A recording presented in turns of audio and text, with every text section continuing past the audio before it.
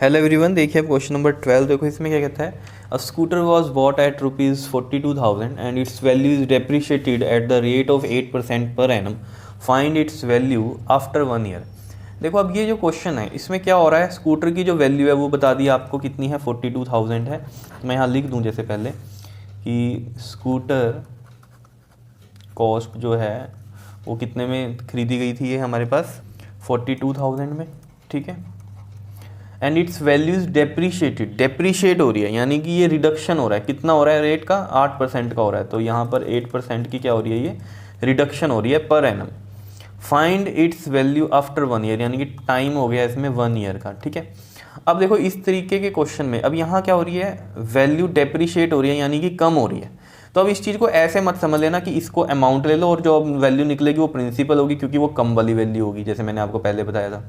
वो कहानी थी पॉपुलेशन के केसेस में और या बैक्टीरिया वाले जो हो गए इस तरीके के केसेस में। लेकिन यहाँ पर ये स्कूटर की बात हो रही है या टीवी की बात हो रही है, कोई भी ऐसी चीज़ जो आपने खरीदी और आपको पता है टाइम के साथ इसकी वैल्यू क्या होनी है, कम होनी है, ठीक है ना। जैसे कोई भी आप स्कूटर लो, ऑब्वियस सी बात है वो थोड़ा टाइम ज़्यादा होगा तो वो बढ़ेगी थोड़ी वैल्यू, उसकी कम ही होगी। क्लियर है इतनी बात, ठीक है। तो यहाँ पर वही कहानी आपको समझनी है कि इतने की कॉस्ट ही, तो इसको आपको प्रिंसिपल ही मानना है, ठीक है बात। अब जो अमाउंट निकलेगा वो डेप्रीशिएट वाला निकलेगा, यानी कम वाला निकलेगा। लेकिन कैसे निकलेगा, आपको क्या अमाउंट तो हमेशा ज़्यादा निकलता है, तो उसके लिए यहाँ फॉर्मूला चेंज हो जाएगा। देखो अब हमें क्या निकालनी है इसमें, value after 1 year, value after 1 year निकालनी है, ठीक है। तो देखो ज़रा उसके लिए जो फॉर्मूला बनेगा अमाउंट का वो क्या बनता है, P1, यहाँ प्लस होता था ना, माइनस कर देना बस आपने, क्योंकि डेप्रीशिएट हो रही है वैल्यू और ये पावर टी, बस इतनी बात याद रखने। जहाँ भी ये डेप्रीशिएट वर्ड आ जाए कम होना मतलब होगा इसका, ठीक है। तो वहाँ फॉर्मूला ये वाला लगना है जहाँ पर माइनस आएगा, होगा ये अमाउंट ही, ठीक है। लेकिन अमाउंट हमेशा ज़्यादा वाला होता है, वो क्यों होता था, क्योंकि यहाँ प्लस होता था। अब जब डेप्रीशिएट का क्वेश्चन आएगा तो ऑब्वियस सी बात है, आपको समझ जाना है कि यहाँ पर निकलना अमाउंट है, लेकिन फॉर्मूला ये चेंज हो जाएगा, यहाँ प्लस की जगह क्या आएगा, माइनस आ जाएगा, ठीक है। तो देखो अब तो बिल्कुल सिंपल है ये, 42,000 1 माइनस में आर कितना हो गया, 8/100 और ये पावर टी। तो देखो ज़रा 4 2 ज़ा 8 एंड 4 2 ज़ा 8 एंड 4 5 ज़ा 20, तो ये आया आपके पास। तो देखो 42,000 1 माइनस में 2/25 और ये पावर टी कितना होगा, 1 ईयर का होगा। तो देखो 42,000 एलसीएम ले लो 25 यहाँ आएगा माइनस में 2।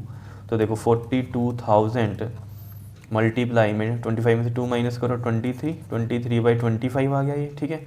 तो ये देखो 5 5 ज़ा 20 और 25 सॉरी, ठीक है, 5 5 ज़ा 25 एंड 5 8 ज़ा 40, 5 4 ज़ा 20 एंड ये 2 zeros, 5 1 ज़ा 5 एंड 5 6 ज़ा 30 एंड 5 8 ज़ा 40 एंड ये 0। तो ये आ गया 1680। क्या इतनी बात समझ में आई है या नहीं आई है बताओ, ठीक।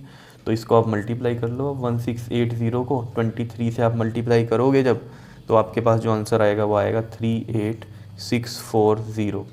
यहाँ पर ये रुपीज़ में ही बात हो रही है, क्योंकि ये हमारे पास स्कूटर की वैल्यू की कहानी थी कि इतने की ली थी, और ये बताओ 1 साल के बाद उसकी कितनी वैल्यू रह जाएगी अगर वो 8% के हिसाब से डेप्रीशिएट हो रहा है, तो इतनी वैल्यू रहेगा ये 1 ईयर के बाद 38,640 रुपीज़ की।